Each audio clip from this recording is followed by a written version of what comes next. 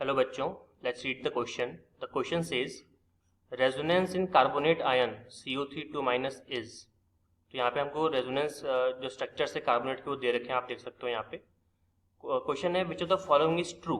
Option A, it is possible to identify each structure individually by some physical और chemical methods. Option B, all these structures are in dynamic equilibrium with each other. Option C, each structure exists for equal amount of time. Option D, carbonate has a single structure that is resonance hybrid of the above three structures. इस question को solve करने के लिए यहाँ पे जो हम की कॉन्सेप्ट यूज करने वाले हैं, that is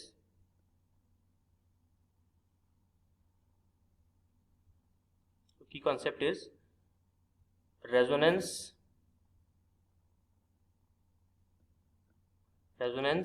in carbonate CO3 2-. अब जब रेजोनेंस ऑफ कार्बोनेट की बात चल रही है तो थोड़ा सा इसको अपन डिटेल में देख लेते हैं कि क्या चीज़ है ये, क्या होता है इसके अंदर.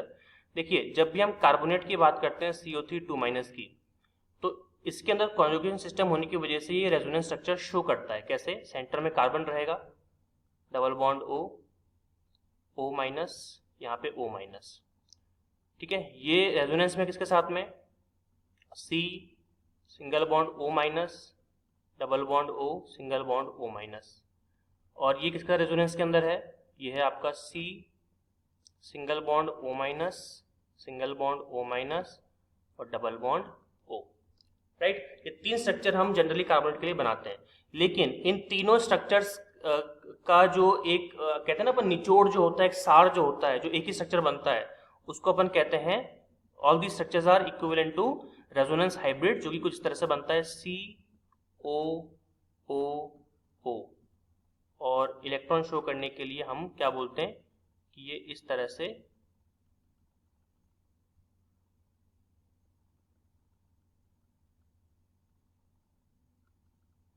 से हम उसको शो करते हैं. अब इसका क्या मतलब है? इसका मतलब ये है कि इलेक्ट्रॉन्स इन तीनों ही ऑक्सीजन पर इक्वली रोटेट कर रहे हैं. इक्वली क्या हो रहे हैं? मूव कर रहे हैं. जैसे देखिए, ऊपर पहले यहाँ पर क्या है? डबल बॉन्ड आया, उसके बाद यहाँ पे डबल बॉन्ड आया, फिर यहाँ पे डबल बॉन्ड आया.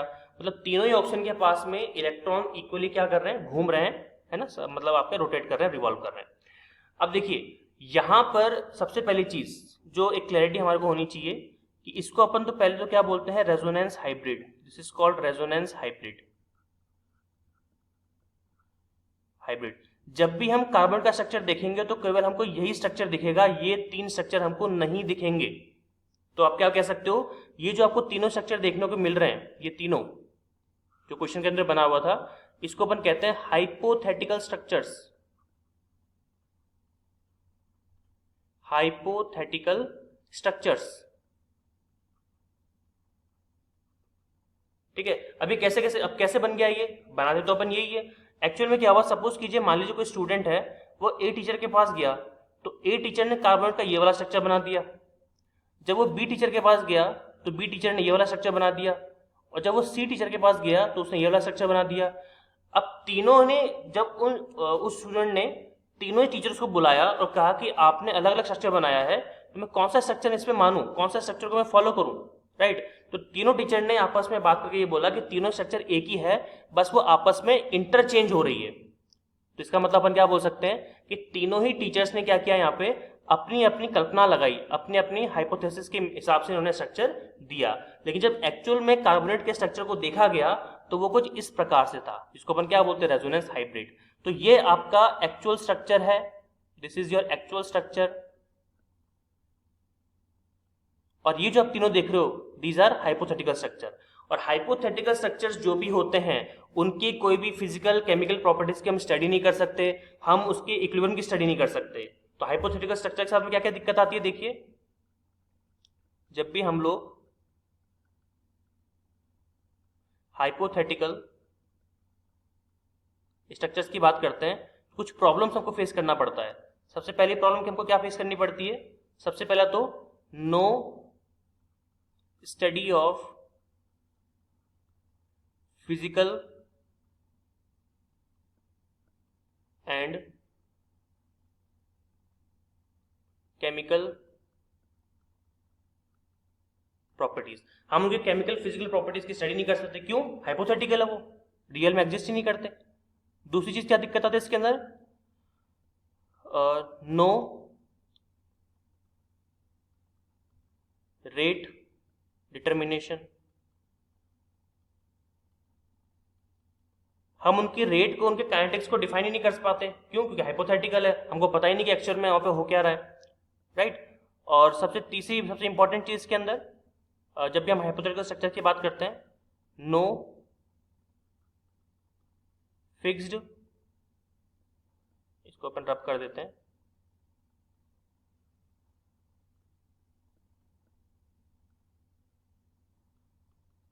No fixed bond, no fixed bond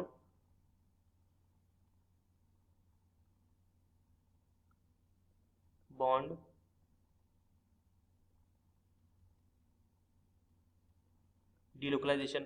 हमको पता ही नहीं कि बॉन्ड किधर से कहाँ जा रहा है। यहाँ पे देखिए, यहाँ पे पहले मैंने बॉन्ड यहाँ लगाया, फिर मैंने यहाँ लगा दिया, फिर मैंने इधर लगा दिया, तो कोई फिक्स ही नहीं है। हालांकि इसी को अपन रेजोनेंस बोलते हैं, लेकिन एक स्ट्रक्चर भी तो फिक्स होना चाहिए। तो अपन ने कंक्लूजन में क्या बताया रेजोनेंस हाइब्रिड के अंदर, कि जो इलेक्ट्रॉन का क्लाउड है, जो बॉन्ड की शिफ्टिंग है, वो तीनों ही ऑक्सीजन पर इक्वल अमाउंट में हो रही है। तो ये एक्चुअल में स्ट्रक्चर होता है। तो ये तीन प्रॉब्लम हमारे पास के साथ में आती है। तो हमने कार्बोनेट के बारे में जितना इनफ नॉलेज हमको चाहिए थी वो हमने यहाँ पे गैदर कर ली है। अब हम क्वेश्चन की तरफ आते हैं और देखते हैं क्वेश्चन में क्या चीज सही होनी चाहिए। तो देखिए क्वेश्चन क्या बोल रहा है, पहला ट्रू पूछना है अपन को। It is possible to identify each structure individually by some physical and chemical methods. मैंने आपको अभी जस्ट बताया कि सारे जो आपके स्ट्रक्चर्स होते हैं कैसे होते हैं आपके, ये होते हैं आपके हाइपोथेटिकल, और हाइपोथेटिकल स्ट्रक्चर्स की कभी भी हम लोग फिजिकल या फिर केमिकल प्रॉपर्टीज डिफाइंड नहीं कर सकते। दैट्स वाई ये ऑप्शन कंप्लीटली क्या हो गया, रॉन्ग हो गया। बी देखते हैं, all the structures are in dynamic equilibrium with each other. Dynamic equilibrium नहीं, ऐसा भी कुछ नहीं है, ठीक है। ये डायनेमिक इक्विलिब्रियम में है या नहीं है अपन पता नहीं लगा सकते, क्यों? क्योंकि हमको इनकी काइनेटिक्स नहीं पता, रेट नहीं पता हमको इनका, ठीक है। तो ये ऑप्शन भी गलत हो गया। सी बोल रहा है E structure exist for equal amount of time. नहीं, ये गलत है। अगर मान लीजिए मैं इसको ए बोलता हूं, मैं इसको बी बोल रहा हूं, मैं इसको सी बोल रहा हूं, तो ए से बी कितने टाइम में बनेगा? जैसे मान लीजिए ए से बी बनता है, सपोज कीजिए 5 सेकेंड के अंदर सपोज, तो क्या जरूरी है कि बी से ए भी 5 सेकेंड में ही बनेगा? बिल्कुल जरूरी नहीं है। तो ये जो इक्वल अमाउंट ऑफ टाइम वाला जो थ्योरी है बिल्कुल रॉन्ग हो गई, तो ये भी गलत हो गया।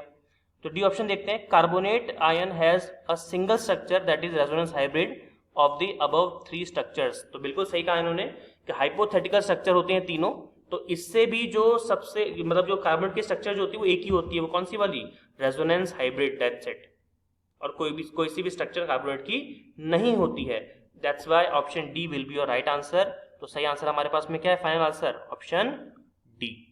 So hope you understood it well. All the very best.